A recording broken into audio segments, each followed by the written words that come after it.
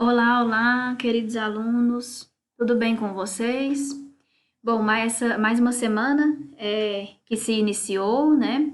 E para hoje, quinta-feira, a gente tem como conteúdo para ser trabalhado dentro da hematologia clínica a questão da aplasia medular, tá?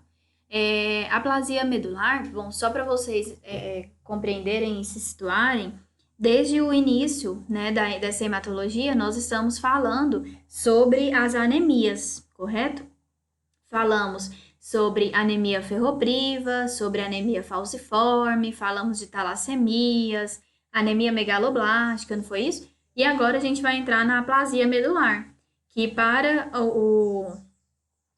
como fala?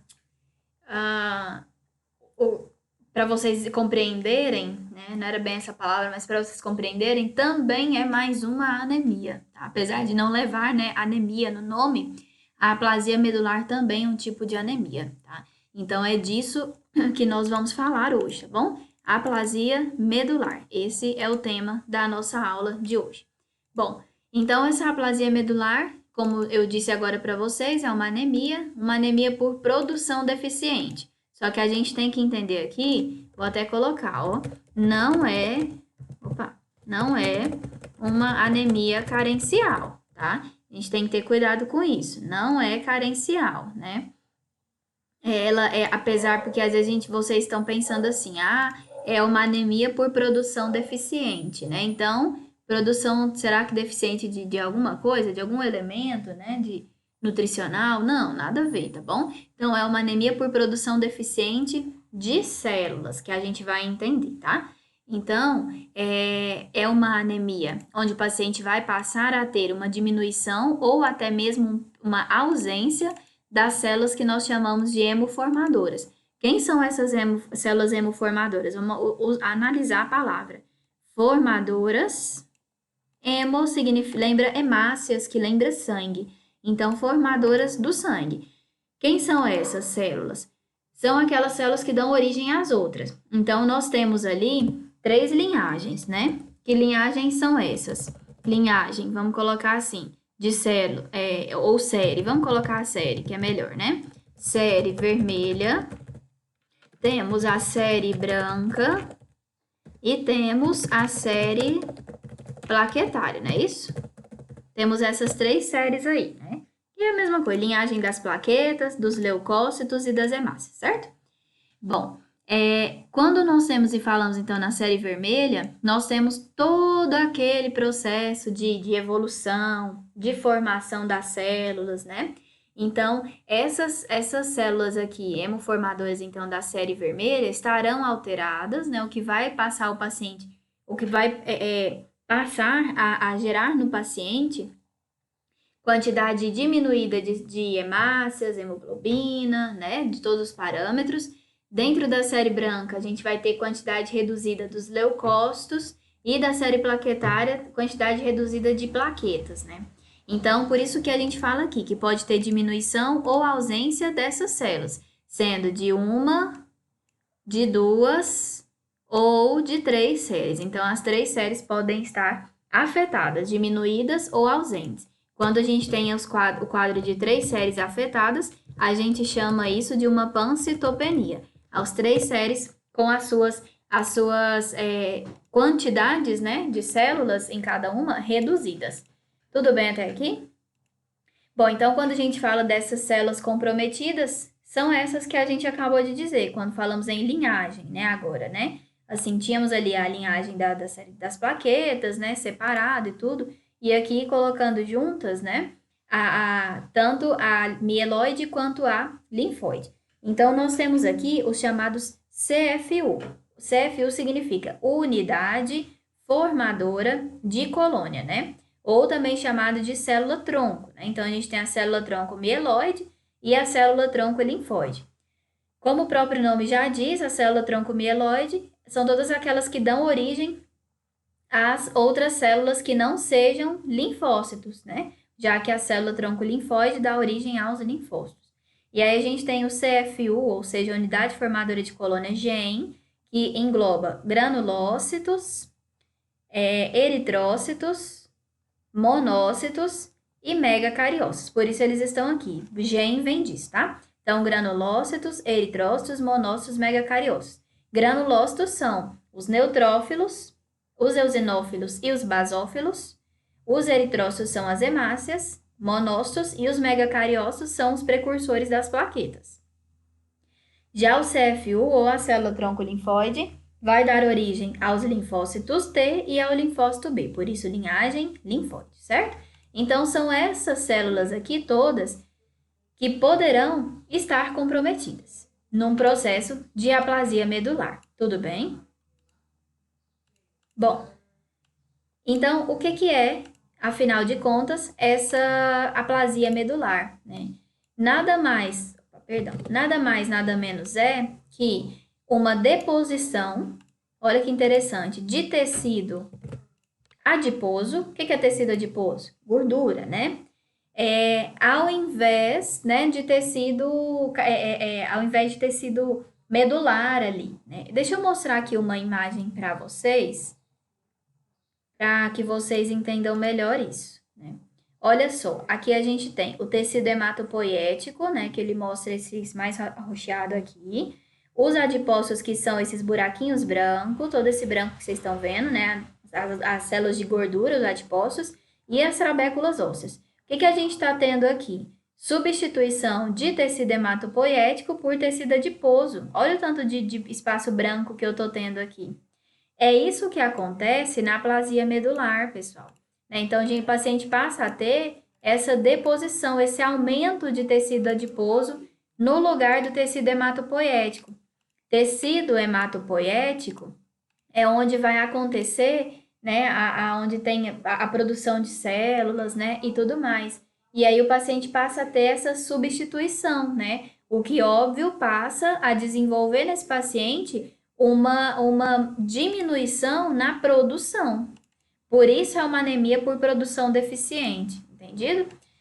Então, e quando eu não falei esse termo para vocês lá atrás, quando o paciente tem reduzida hemácia, leucócito e plaqueta, além de ser, né, às vezes um quadro de pancitopenia, a gente fala que ele está tendo uma aplasia global, porque ele está tendo todas as células diminuídas, certo?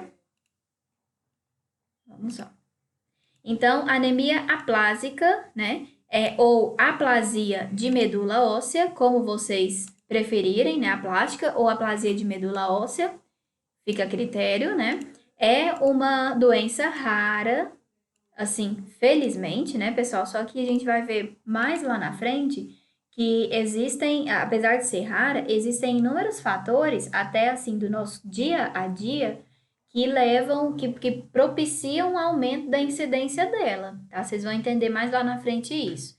Então, é uma doença rara, onde o paciente tem o quadro que nós falamos de pancitopenia, certo? A diminuição das 3 séries, e um quadro de hipocelularidade, né? Então, ou seja, uma baixa quantidade de células, né? Na medula óssea. Por quê? Porque a medula óssea vai passar a produzir menos, né? Por que ela passa a produzir menos? Por 3 motivos que a gente vai ver lá na frente. Mas esses 3 motivos, portanto, levam o paciente a desenvolver a chamada síndrome da falência medular. Quando a gente fala em falência, vou até grifar esse termo. Falência de medula, fala assim, ó, a empresa decretou falência, né? Acabou, fechou, não vai fazer nada mais, certo? Agora, quando a gente fala, então, na falência da medula óssea, quer dizer que a medula não está mais fazendo nada, não está mais cumprindo a sua função, né? Então, por isso a gente fala que é uma síndrome, ou seja, um conjunto de sinais e de sintomas que levam também a uma falência dessa medula. Se ela está em quadro de falência, ela não produz nada mais, certo? Acabou, bau, já era, né? E é isso, então, que acontece no paciente. Percebem o significado disso, de um quadro de falência medular, pessoal? O paciente passa a não ter mais, praticamente não ter mais produção de células. Isso é muito forte, né? Isso é muito sério, tá? Então, assim, dentro das anemias, a gente não pode nem dizer qual delas é a pior, né? Porque óbvio que cada qual tem as suas consequências ruins. Mas esse quadro aqui também, vocês vão ver que o paciente pode desenvolver essa anemia, né, sendo criança E conforme for, tipo, às vezes ele chega aos 5 anos de idade, a medula dele já está nesse quadro de falência. Então, é uma criança que passa a ter a sua vida interrompida, tá? Então, esse quadro de anemia aplástica também é uma doença bem terrível, assim, né? Se a gente comparar também às demais, tá? Então, o paciente passa a desenvolver, né, a ter uma falência da stem cell. A stem cell é aquela que a gente diz lá, a célula mãe, né? É a stem cell. É ela que dá origem a todas as outras células, não é isso? Então, ela é por conta da falência da stem cell ou célula mãe, o paciente passa a ter um desenvolvimento incompleto ou até imperfeito de qualquer parte do organismo. Então, além de tudo, né? Como as células são tudo, né, pessoal, no organismo, né, unidade funcional, né? Então, o paciente pode ainda ter, né, perda, né, o desenvolvimento imperfeito mesmo do organismo. Tá? Agora a gente vai falar um pouquinho sobre os tipos de aplasia medular. Então, nós temos dois, né, que é a chamada hereditária, deixa eu grifar aqui, e adquirida, certo?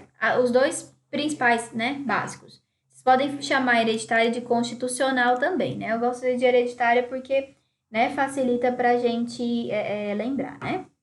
Então, constitucional ou hereditária e adquirida, certo? Dentro dessa constitucional ou hereditária, nós vamos ter 3 tipos. Quem são eles? É a chamada anemia de Fanconi, que é uma das mais comuns, a disceratose congênita e a síndrome de Schweinman-Damon, né? Ou chamada de disgenesia reticular, perdão. Dentro dessas aqui, eu vou comentar mais com vocês sobre a anemia de Fanconi, que é a mais comentada, é a mais falada, é a mais comum, tá? E quando não é hereditária, pode ser adquirida ao longo da vida, que é onde eu falei para vocês que as causas são mais comuns no nosso dia a dia do que vocês imaginam, tá? Então, ou é hereditária ou é adquirida, tá? Bom, então vamos falar um pouquinho sobre essa causa hereditária, tá? Ou chamada constitucional. Então, uma delas, como eu acabei de dizer a vocês, é a chamada síndrome de Fanconi. Levou esse nome por conta desse médico suíço Guido Fanconi, que descobriu a doença em cerca de 1927, né, que ele começou a descrever e começou a determinar, a entender as características clínicas dela pouco tempo depois, né? Então, 67. Então, a gente pode ver que, assim, não é lá tão antiga, não, né? Como outras, tá? Anemia de Fanconi, como eu disse a vocês, é a forma mais comum de anemia aplásica, e é por isso que a gente está começando, está falando dela. É hereditário, como nós estamos vendo aqui no nome, né? Então, pode ser passado de pai para filho. E as alterações, olha que interessante, as alterações hematológicas surgem aos aproximadamente 7 anos de idade, pessoal, paciente criança, né?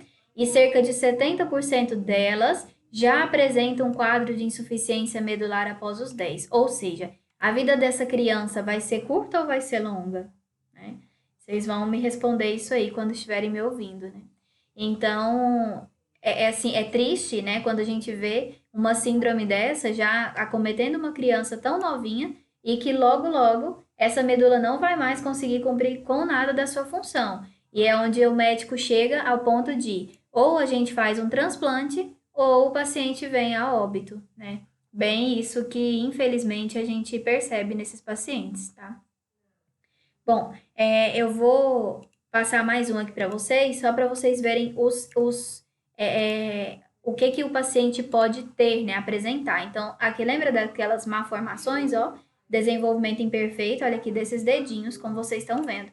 Então, hereditária, com quadro autossômico e recessivo, podendo ser apresentado dos 4 aos 20 anos de idade, e o paciente passa a ter microcefalia, então o tamanho do encéfalo ali bem pequeno, né?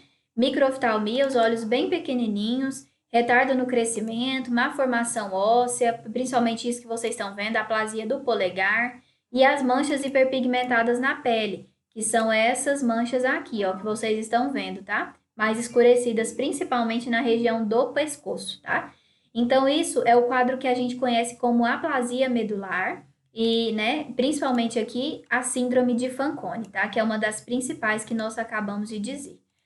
Tudo bem, pessoal, até aqui?